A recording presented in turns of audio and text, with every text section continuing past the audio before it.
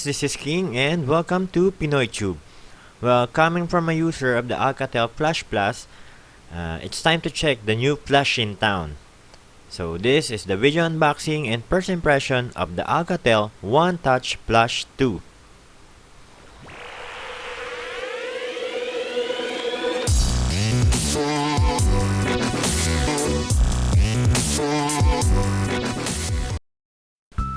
So, welcome back guys sa PinoyTube and well, isa tayo sa mga swerteng nakabili ng Alcatel Flash 2 sa Lazada nung September 30 exclusive and ang bilis ng delivery nila guys. Bali, overnight lang, na-deliver kagad sa amin yung unit and so simulan na natin itong unboxing kasi excited ako dahil isa to sa mga inabangan kong item and isa rin to sa may mga magagandang box na i-unbox ko. So, let's get it on guys!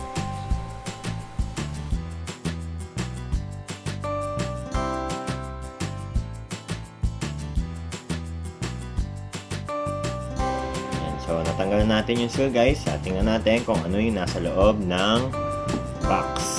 So, check na natin guys kung anong meron sa loob ng box. So, meron tayong quick start guide, QR code, extra screen protector, Alcatel One Touch warranty certificate, warranty card guys, sticker, yung ating Alcatel Flash 2, black flip cover case, headphone, micro USB cable at yung charger niya. So, wala na guys.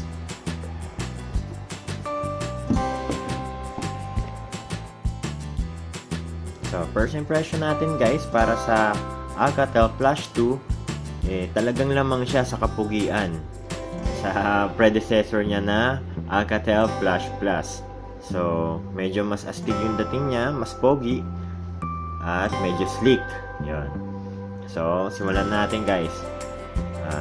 Sa likod guys, makikita natin yung 13 megapixel Samsung ISOCELL camera niya. Sabi sa website ng Alcatel Flash 2 ay mas mabilis mag-autofocus at kayang mag-autofocus ng 0.3 seconds. So, sa mga susunod nating review guys, ng camera test niya, doon natin malalaman kung okay talaga yung camera ng Flash 2. Dual tone, LED flash, tapos flash logo, Alcatel One Touch logo, tsaka yung speaker grill. So, medyo matte yung dating ng likod niya guys and kahit anong pindutin mo guys, walang fingerprint. So, okay. So, dagdag din siya bonus points para sa kung hindi ganun kadulas yung likod niya. So, mas safe siyang hawakan pag ginanyan mo siya, hindi madulas. On the front guys, makikita natin yung 5-inch IPS LCD display niya na may 294 ppi, may screen resolution na 720 by 1280. So, okay na rin yung guys. Tapos, yung matte design niya, yung home button niya, yung back button, tsaka menu button. Yan. Sa harap guys, makikita natin yung LED flash, tapos yung 5 megapixel camera. So, on the top guys, makikita natin yung 3.5 headphone jack, tapos pinhole mic, yung LED flash, tapos yung 5 megapixel camera. Sa baba guys, yung micro USB port at saka yung pinhole mic. On the left side guys, wala tayong makikita. Slick lang. On the right side upper part naman guys, makikita natin yung power button at yung volume rocker. At sa bandang baba naman guys, makikita natin yung special button para sa camera.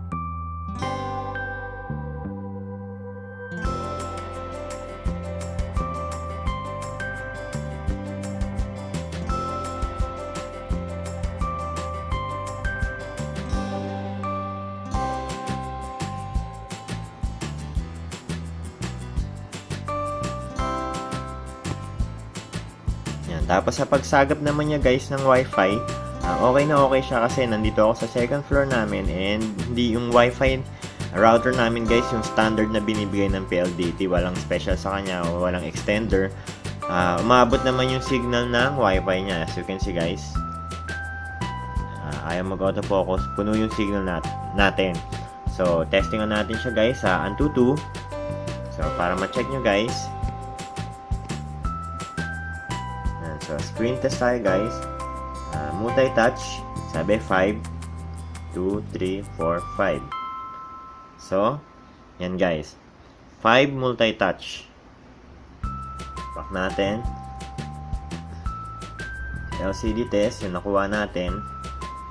And actually guys, yung una red yun. Kaya yun ang medyo sablay ng camera ko. So, blue, okay. Red, okay. Green, okay.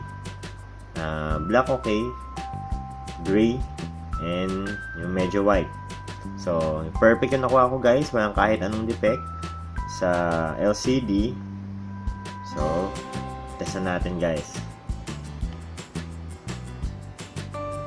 Well, for the spec sheet niya guys, parang yung Alcatel Flash 2 parang dinowngrade na Alcatel Flash Plus. So, ang original price ng Flash Plus ay nasa 6,490 pesos.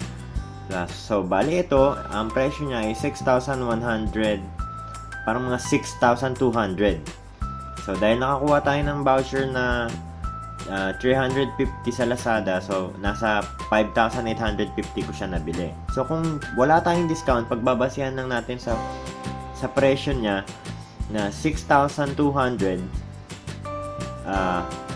ang specs niya guys is Android Lollipop 5.1, MediaTek MT6753, so mas pinabagal na version nung sa Flash na 6752. Bali, octa-core 1.3 to.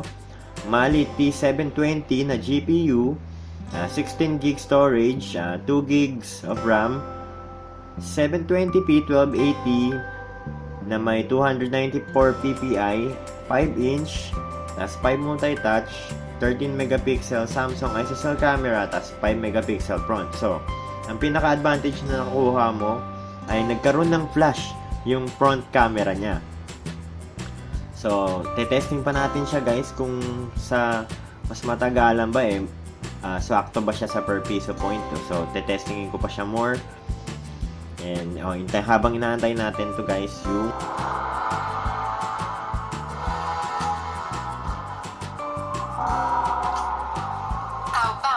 as you can see guys, game test tayo.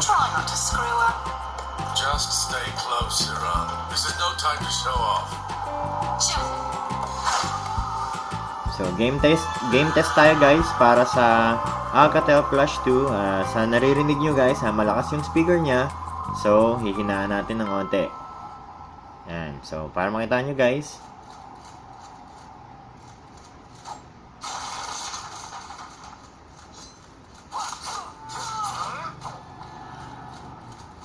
So, kaya nyo namang paanda rin ng maayos yung Dungeon Hunter 5.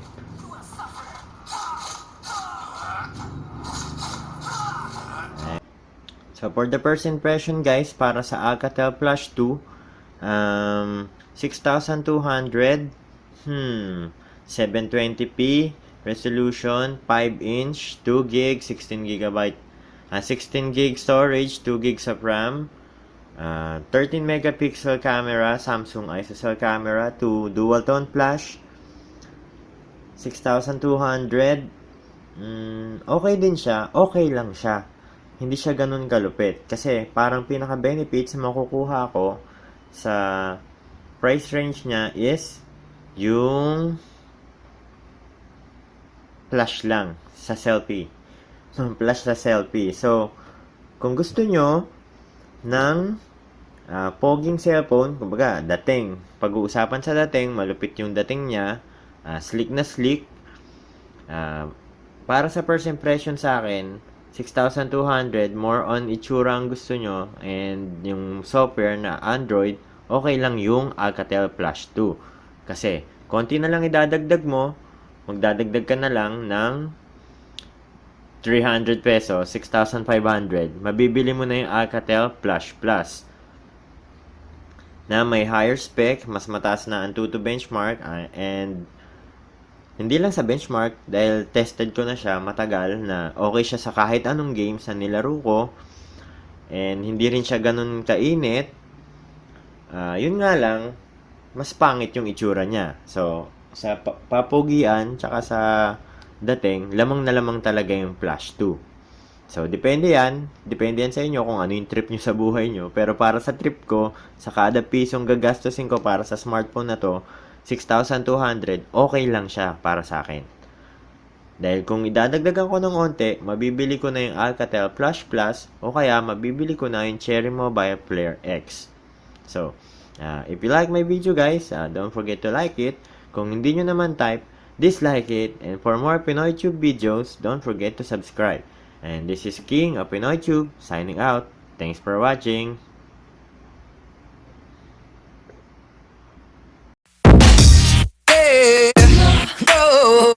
No, no, no.